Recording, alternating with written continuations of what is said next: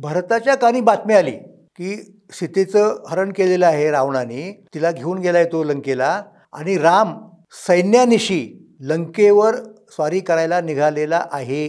भरताला ही बातमी उशिरा कळली आणि तो निघाला. आपण कळल्या की नाही, रामाचं रक्षण करणं आपलं काम आहे. आणि तो कुठे पोहोचला?